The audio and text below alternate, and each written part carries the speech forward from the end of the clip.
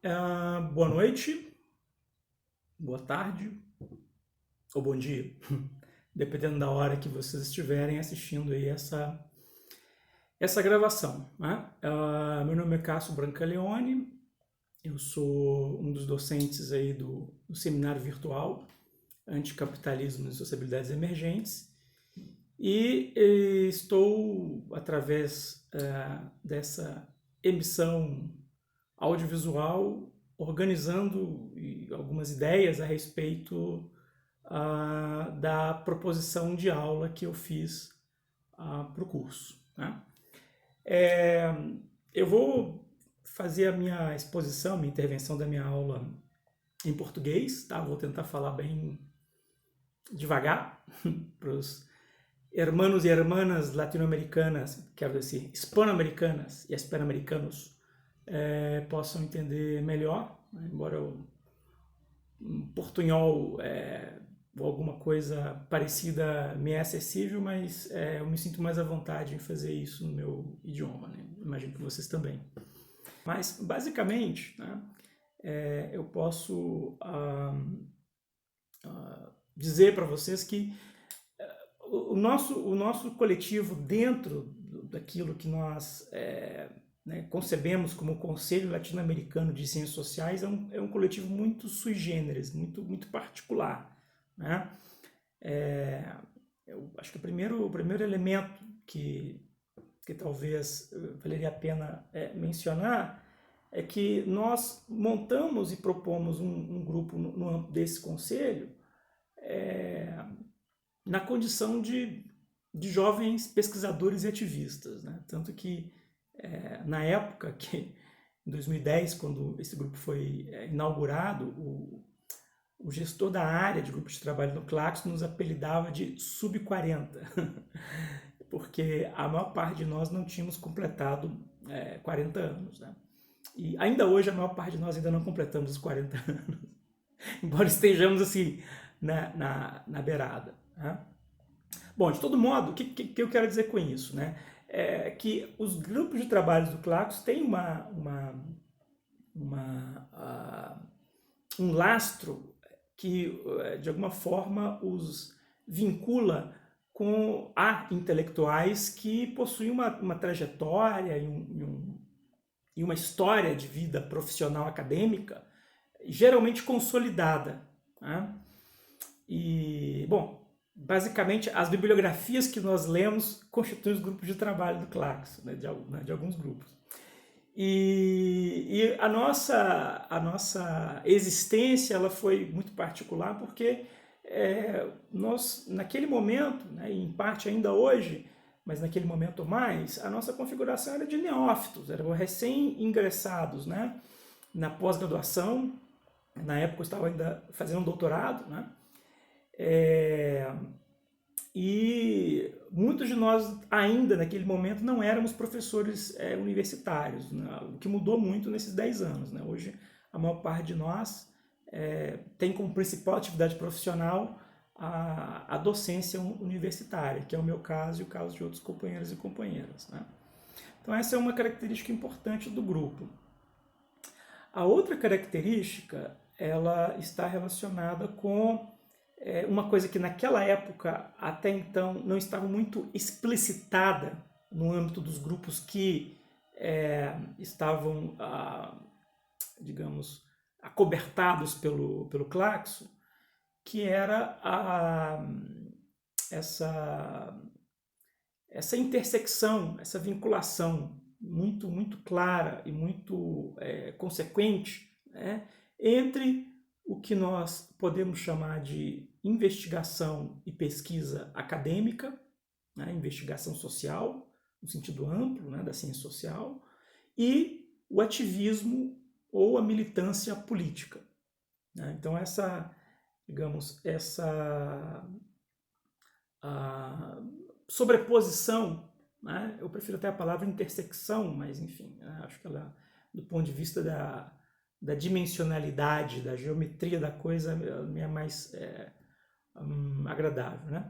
Então essa intersecção entre esses dois campos, né, da atividade humana, né, no mundo contemporâneo, a produção do conhecimento, né, e a intervenção na realidade, como pontos de contato explicitados, consequentes e intencionais, né, foi o que nos motivou a criar esse grupo de trabalho. Né? Então, o que se chama genericamente por pesquisa militante, né?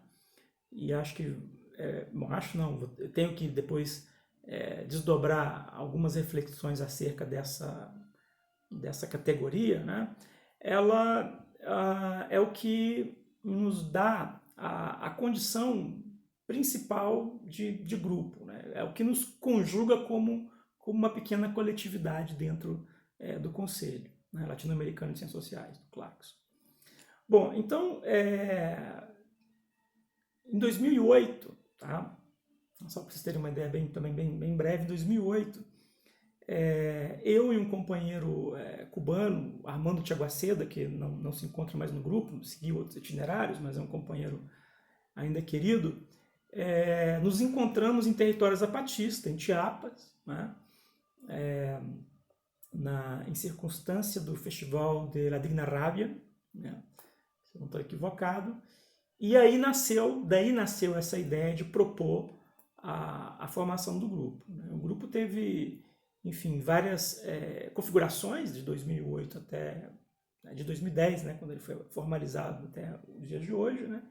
Mas digamos que é um núcleo central que continua em atividade no grupo, com uma perspectiva também bem inusual, digamos assim, no âmbito acadêmico, né? Ou seja, a gente fez uma opção por tentar conduzir de forma mais horizontal possível a gestão interna do grupo, né, com as coordenações rotativas, né?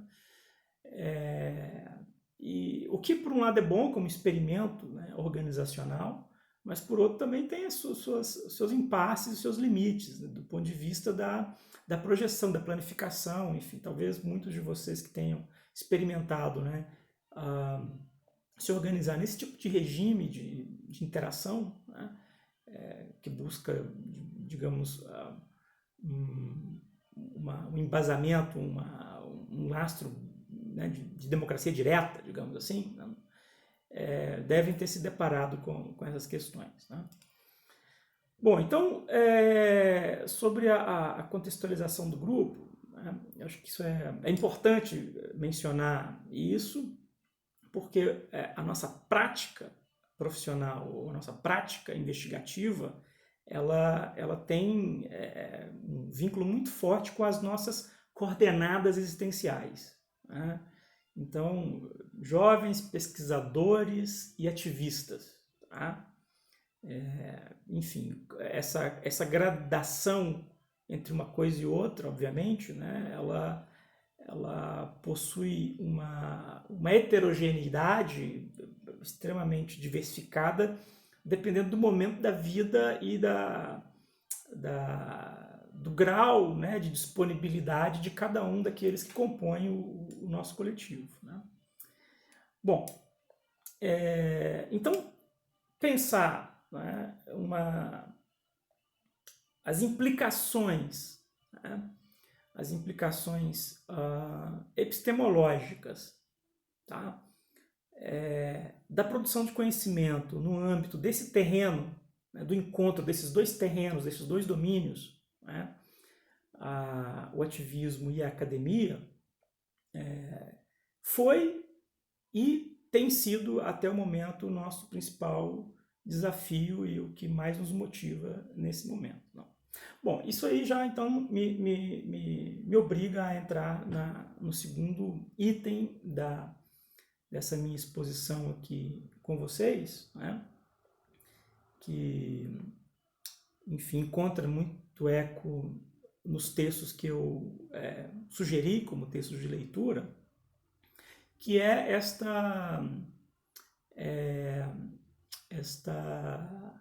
os pontos de encontro, né, entre epistemologia e política. Né? E aí, acho que esse é o espaço, né? Ou seja, esse ponto de encontro é o espaço obrigatório, né, para poder realizar qualquer reflexão sobre o que a gente chama de de pesquisa militante, né?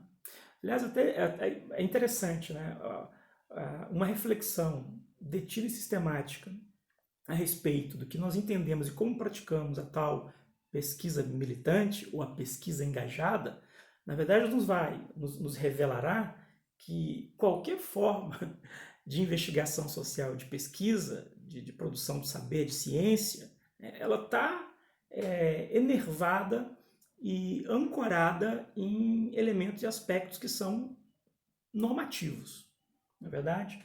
Então, há uma literatura vasta sobre isso, inclusive que remete à própria condição de possibilidade de produção do saber no âmbito das ciências naturais, né?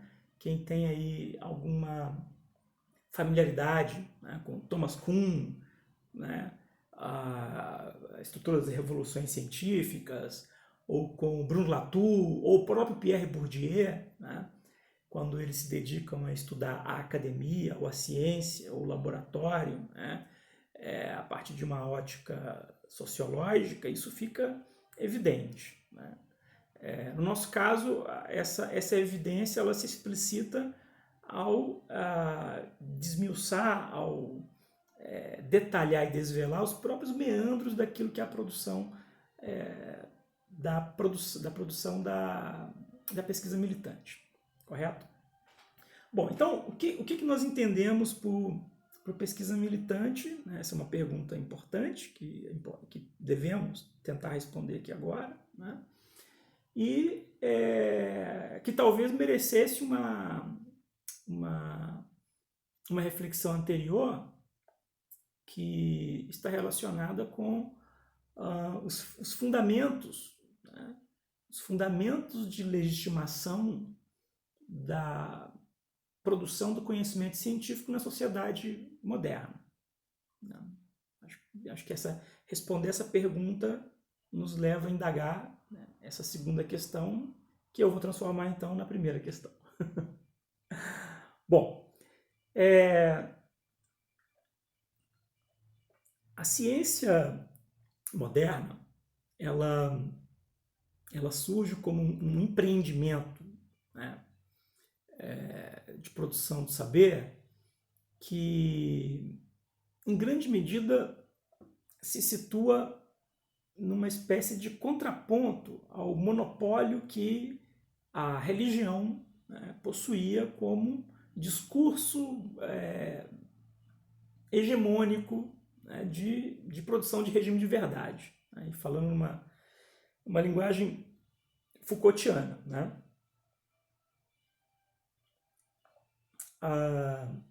A ciência, então, e é interessante porque se a gente pegar um histórico, na genealogia do que foi a emergência dos saberes científicos na modernidade, a gente vai perceber que aqueles experimentos, aqueles inventores, né, aqueles filósofos, né, que constituíam ali o Renascimento, aquele período histórico conhecido como Renascimento na Europa, etc, etc, etc. Muitos deles estavam envolvidos, né, extremamente envolvidos com o universo religioso, né? Ou seja, embora eles não abdicassem da crença religiosa, da fé em Deus, né, e todas essas questões, eles buscavam, de alguma forma, circunscrever um domínio específico e particular, né, regido pela racionalidade e, mais importante do que isso, por uma relação estreita entre racionalidade e observação da realidade, né? Isso fez com que a ciência, buscando se legitimar nesse contexto, assumisse às vezes feições anticlericais, no sentido de enfrentamento à institucionalidade religiosa que naquele momento detinha o monopólio, né, do regime de produção de verdade.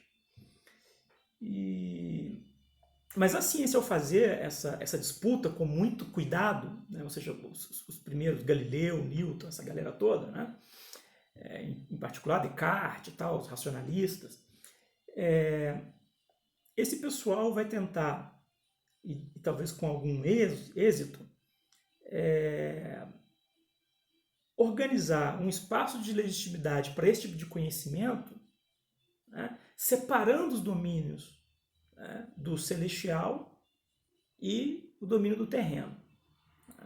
E que a ciência, nesse sentido, seria, digamos, o expediente mais adequado para manifestar-se a respeito do terreno, do secular, do profano. E o terreno do celestial, do sagrado, etc., continuaria sob o monopólio da religião, da igreja, dos sacerdotes, dos clérigos e por aí vai. Bom, então é importante sinalizar isso, até porque nós estamos, de algum modo, imersos num contexto de o que as pessoas chamam de pós-verdade, de negacionismo, de confrontação da ciência por parte de ideias obscurantistas, né, que, de alguma forma, reedita parte dessa disputa a respeito do monopólio da verdade que, aparentemente, o conhecimento científico havia conseguido exercer algum tipo de vitória. Parecia não, conseguiu, né, naquele instante. Tanto que a ciência deslocou a religião, em grande medida do ponto de vista formal, pelo menos, na Constituição e na consolidação dos Estados nacionais, né, como o seu braço preferencial. Né? O Estado se torna laico, né, no sentido de não ter uma religiosidade preferencial, em grande medida, isso também é um discurso da modernidade, né? E essa laicidade do Estado está relacionada justamente à incorporação da ciência como esse modo privilegiado do próprio Estado entender o que é a realidade, julgar a realidade, mensurar a realidade, medir a realidade, observar e intervir. Bom, aí temos a primeira, talvez, constatação interessante dessa relação da ciência, ou melhor, da produção do conhecimento com a intervenção na realidade. A implementação não apenas dos programas de instrução pública universalizada das escolas, né, mas também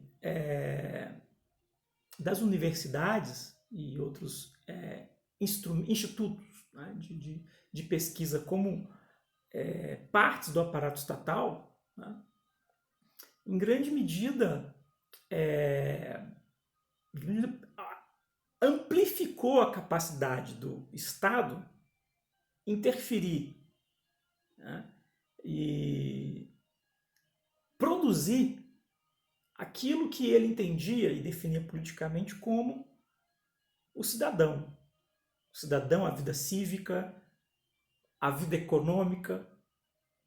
Então a cultura, a produção cultural, ela é um instrumento importante de definição, né, de formas de subjetivação. Depois Foucault vai chamar de biopolítica, né, que tem a ver com controle e produção de populações, né, segundo determinados critérios e referências que são indispensáveis para aquele tipo de sociedade que estava colocada, que é uma sociedade capitalista, burguesa, moderna, colonial, etc, etc, etc.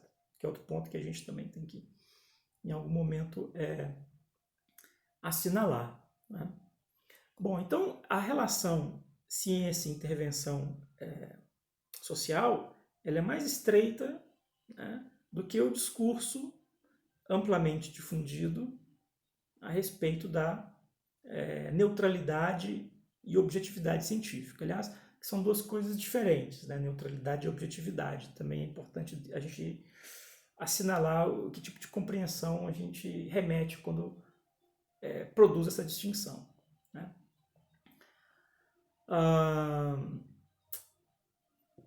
A ciência, então, ela ela, no contexto de institucionalização e consolidação dos Estados nacionais, ela, como diria o Feyerabend, ela vai servir como uma espécie de braço espiritual, né, de afirmação desse modelo de sociedade. Uma parte da chamada crítica descolonial assinala também essa dimensão, digamos, eurocêntrica da cosmovisão científica. Né? Todo o debate sobre as epistemologias, outras, do Sul, ou de onde quer que queira, né, elas também denunciam esse aspecto etnocêntrico, ou seja, normativo, que as ciências em geral, e talvez a ciência social de forma mais particular, carrega no seu próprio âmago.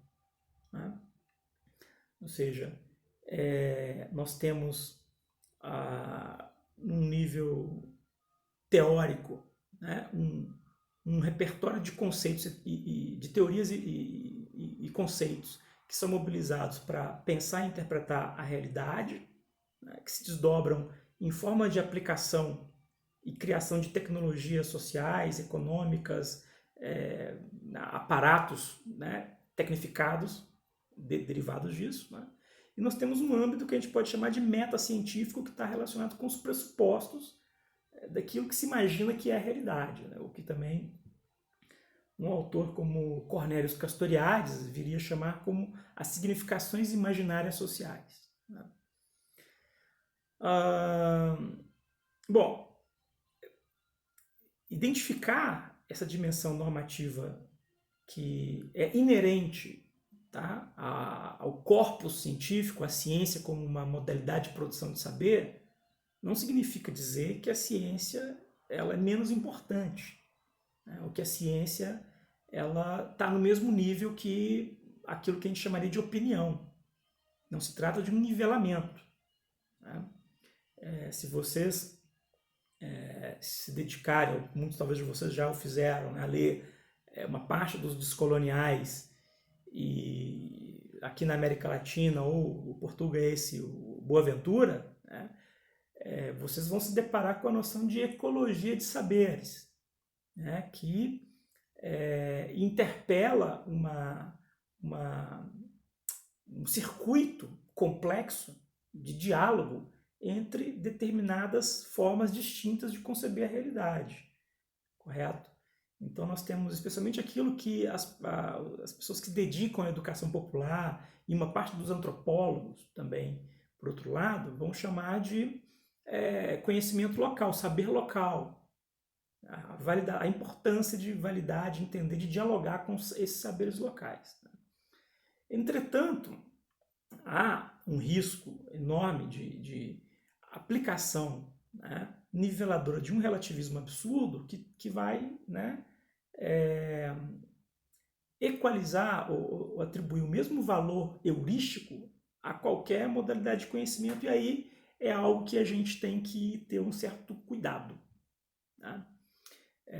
O Geertz, o antropólogo, ele até dizia, a propósito do relativismo, ao debater com os filósofos hermenêuticos que estavam ali, ou melhor, os antropólogos que estavam, né, em diálogo intenso com os filósofos da hermenêutica, o Geertz ele nos advertia a respeito dessa problemática, e que serve muito para pensar isso como uma espécie de critério, né, de organização desse espaço de diálogo entre os saberes, nessa ecologia de saberes, que não é uma questão de sermos relativistas, né, no sentido radical do termo, mas anti-relativistas. Né? Essa eu acho que é uma perspectiva bem prudente. Né? Bom, dito isto, não podemos também nos deixar escapar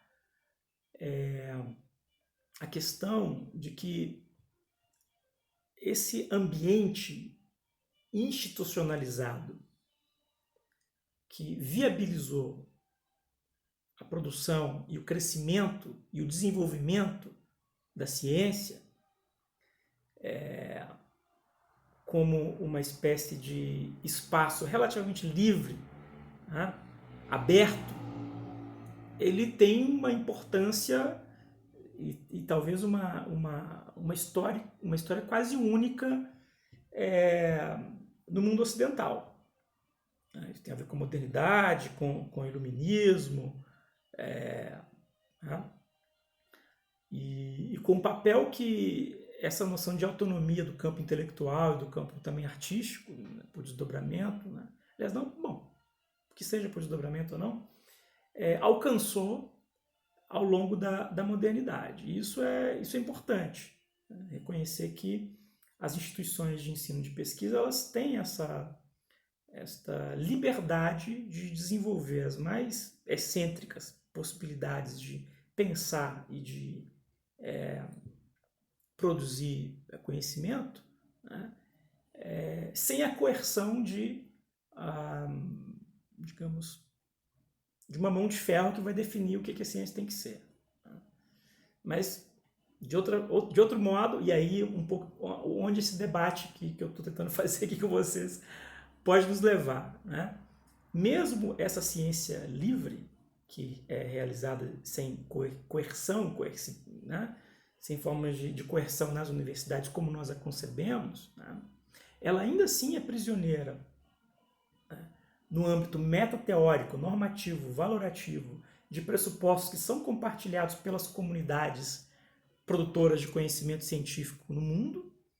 E aí, sem geopolítica e economia política, a gente não entende como a relação centro-periferia nos torna uma espécie de ventrílocos de coisas que são elaboradas em outros lugares.